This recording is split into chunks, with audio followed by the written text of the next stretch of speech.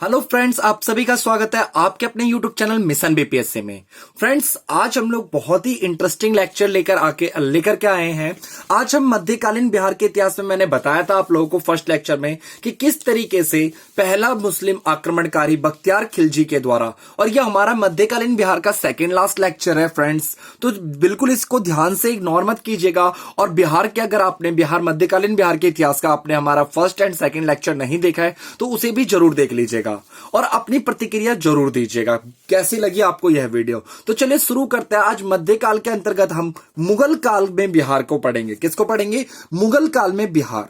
मुगल शासन काल के दौरान बिहार कैसा था, इस समय बिहार की प्रशासनिक स्थिति क्या थी और इस समय बिहार की राजधानी में जो क्या परिवर्तन आया, उन सब स्थितियों को जानते हैं। तो सबसे पहले मैंने पिछले लेक्चर में जो आपको बताया था कि भाई शेर शाह सूरी, अफगान शासक शेर शाह सूरी का शासन के बारे में बताया था। उन्होंने सूरवंश की स्थापना करी थी और उनका शासनकाल 5 साल तक का था, 1540 से लेकर के 1545 तक का। ठीक है फ्रेंड्स, तो चलिए देखिए, बिहार में महान अफगान शासक जो थे शेर शाह द्वारा स्थापित सूरवंश के पतन के बाद भी बिहार में अफगानों का ही अधिकार रहा। देखिए, शेर शाह सूरी के बाद भी बिहार में किसका शासन रहा था? अफगान शासकों का शासन रहा था। इसमें मुख्य कौन कौन से थे? ताज खां करारानी, सुलेमान खां एवं दाऊद खां करारानी आदि प्रमुख राजा रहे थे। ठीक है फ्रेंड्स, इन लोगों ने बिहार पर अपना नियंत्रण रखा 1580 तक। पर 1580 के बाद क्या ऐसी घटना घटी कि अफगान शासकों का पतन हो गया बिहार में? तो उस चीज को अध्ययन करेंगे। तो देखिए, जो सुलेमान खां ये 1556 से लेकर के 1572 तक अपना शासनकाल बिहार में रखते हैं तथा शासन किया। इन्होंने अपना जो प्रशासनिक क्षेत्र था वह उड़ीसा तक विस्तार किया। कहां तक विस्तार किया? उड़ीसा तक विस्तार किया। उसने तत्कालीन जो उस समय मुगल सम्राट थे अकबर, उनके साथ बहुत ही अच्छे व्यवहार रखे। लेकिन जो उनका पुत्र था दाऊद खां करारानी, कौन था उनका पुत्र? दाऊद खां करारानी। किसका पुत्र था? सुलेमान खां का पुत्र दाऊद खां करारानी। इन्होंने अकबर के प्रति अहंकारी रवैया अपनाया, जिसके कारण क्या हुआ? अब भाई मुगल शासक अकबर जो भाई पूरे भारत के शासक है, उन्होंने क्या करा? 1574 में बिहार पर आक्रमण किया और 1576 में पटना पर अधिकार कर लिया। ठीक है फ्रेंड्स, तथा दाऊद खां क्या कर दिया? इस क्षेत्र से पलायन करके चला गया। और दाऊद खां करारानी बिहार का अंतिम अफगान शासक था। तो क्वेश्चन याद रखिएगा, बिहार का अंतिम अफगान शासक कौन था? दाऊद खां करारानी था। ठीक है फ्रेंड्स, 1580 तक बिहार में मुगल सम्राट का 1580 में बिहार क्या कर दिया गया? मुगल साम्राज्य का एक प्रांत घोषित कर दिया गया। आपको मैं बता दूं कि औरंगजेब जो थे, औरंगजेब के शासन, अभी मैं आगे बताऊंगा इस चीज को। औरंगजेब जो थे, औरंगजेब के समय में जब औरंगजेब की मृत्यु हुई थी तब भारत कुल 21 प्रांतों में बटा हुआ था। कितने प्रांतों में? 21। उत्तर भारत में हमारे 14 प्रांत थे, वो दक्षिण भारत में 6 प्रांत, और एक प्रांत तो जो था अफगानिस्तान का काबुल था। यहां तक क्लियर है फ्रेंड्स आप सभी का? अब देखिए आगे चलते हैं। अभी आगे देखेंगे, अकबर ने क्या करा? जब अकबर ने जीत लिया तो अकबर ने राजा मानसिंह को बिहार का प्रांतपति, याद रखिएगा प्रांतपति, यहां से एक नया शब्द आया प्रांतपति, जिसे अभी आगे हम डिस्कस करेंगे। प्रांतपति अर्थात सेनापति क्या कर दिया? नियुक्त किया। किसको नियुक्त किया अकबर ने? राजा मानसिंह को। अच्छा, अकबर ने बिहार पर अपना नियंत्रण कब किया था? 1580 में। क्यों किया था वो भी मैंने आप लोगों को बताया, क्योंकि दाऊद खां करारानी जो थे अंतिम अफगान शासक, उनका अकबर के प्रति रवैया अच्छा नहीं था। ठीक है फ्रेंड्स, तो जो अकबर ने राजा मानसिंह को बिहार का प्रांतपति नियुक्त किया, जिसने 1587 से लेकर के 1594 तक मुगल सत्ता को यहां पे सुदृढ़ता, मजबूती प्रदान करी। और उन्होंने छोटे छोटे जो स्थानीय सरदारियां थी उनको पराजित किया, जैसे गिधौरा, खड़गपुर, भोजपुर आदि छोटे छोटे जितने भी स्थानीय सरदार थे उनको खात्मा किया। और उन्होंने रोहतास को अपनी राजधानी बनाई। तो ये याद रखिएगा रोहतास को अपनी। एक बार रिकॉल करते हैं मध्यकाल में, सबसे पहले मध्यकाल में जब हमने सल्तनत काल में देखा, तुर्कों के काल में, तो उस समय बिहार में प्रशासनिक केंद्र मुख्य रूप से क्या था, बिहार शरीफ था। फिर भाई शेरशाह सूरी आते हैं। शेरशाह सूरी उन्होंने अपना भाई प्रशासनिक के वो राजधानी किसे बनाया, पटना को बनाया 1541 में। 1500 कब बनाया था, 41 में। किसने बनाया था, शेरशाह सूरी के द्वारा बनाया गया था। ठीक है, और इसके बारे में जानकारी तारीख दाऊदी में मैंने आपको बताया था पिछले लेक्चर में।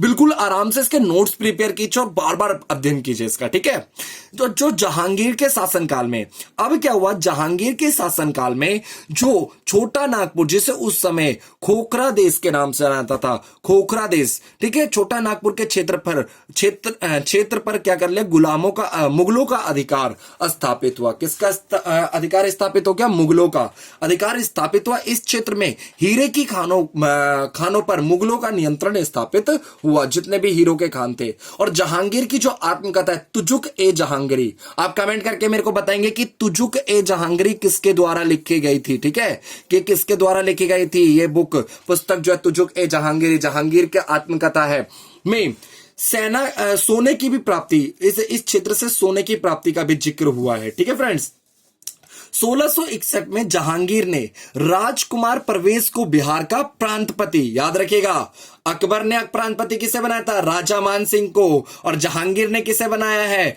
राजकुमार परवेज को बिहार का प्रांतपति नियुक्त किया। इसके बाद ये मैंने इसीलिए बोला था, ये जो पद था प्रांतपति का, ये पद राजकुमारों के लिए ही फिक्स कर दिया गया। ठीक है फ्रेंड्स, और 1702 में औरंगजेब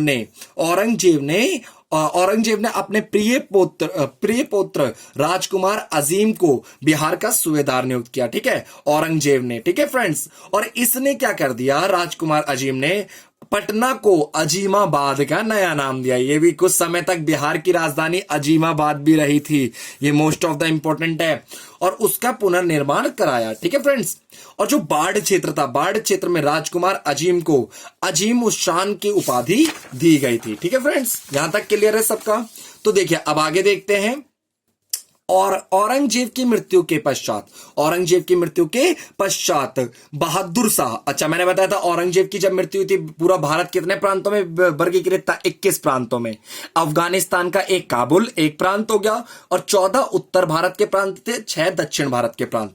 बहादुर शाह 1707, ठीक है, बहादुर शाह कौन, अच्छा इसके बारे में हम भारत के जब इतिहास का अध्ययन करेंगे, उत्तर मुगल काल, उसमें अध्ययन करेंगे।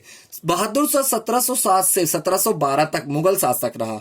उसने अजीम उस शान को पुनः दोबारा से बिहार का सूबेदार, जो कि पहले से बिहार के सूबेदार थे, उन्हें बिहार का सूबेदार नियुक्त किया। ठीक है फ्रेंड्स, अच्छा फिर 1711 में फर्रुखसियर बंगाल से बिहार चला गया। फर्रुखसियर पहला मुगल सम्राट था जिसने राज्याभिषेक जो था पटना के बिहार में करवाया था। यह पहला मुगल सम्राट था जिसने पटना में अपना क्या कराया था, राज्याभिषेक करवाया था। उनके शासनकाल में 1712 से 1719 तक रहा था। ठीक है, 1733 में बंगाल के नवाब बिहार, बंगाल, उड़ीसा को प्रत्यक्ष शासक ग्रहण कर लिया था। अंग्रेजों की सत्ता स्थापित होने तक यह स्थिति कायम रही। तो देखिए फ्रेंड्स, यह मतलब अर्थात बंगाल, बिहार, उड़ीसा अलग अलग प्रांत। तो अब इसके बाद हम अपना नेक्स्ट और अंतिम मध्यकाल का देखिए, मध्य इतिहास जो है, मध्यकालीन बिहार का इतिहास, वो कुछ ज्यादा इंटरेस्टिंग नहीं है पर कुछ ज्यादा भी नहीं है। और लास्ट लेक्चर आएगा हमारा बिहार में चेर राजवंश। ज्यादा बड़ा भी ये लेक्चर नहीं है, ये भी बहुत छोटा लेक्चर है। तो मैं आपको बताऊंगा कि अगर आपने हमारी पहली 2 लेक्चर्स वीडियो नहीं देखी है, जिसमें हमने मध्यकालीन इतिहास में सल्तनत काल में बिहार का अध्ययन किया था, अर्थात शेरशाह सूरी का अध्ययन किया था, तो इसको भी जरूर देख लें। ठीक है फ्रेंड्स, और मैं आपको ये भी बता दूं कि अगर आप बीपीएससी की संपूर्ण तैयारी कर रहे हैं तो हमारे चैनल के साथ कंटिन्यूअस जुड़े रहें। इसमें अब निरंतर रूप से निरंतरता दिखेगी, और हम जल्दी ही साइंस के भी वीडियोस, लॉकडाउन के तुरंत खत्म होते ही साइंस की वीडियो भी अपलोड करवाएंगे साइंस के सर के द्वारा। ठीक है, और हम थोड़ा सुधार करने की, अपने टीम को बढ़ाने की भी कोशिश, लगातार प्रयास कर रहे हैं। और आप सभी के समर्थन के लिए बहुत बहुत धन्यवाद। अपने सभी मित्रों के साथ इस चैनल को जरूर शेयर करें। बहुत बहुत धन्यवाद।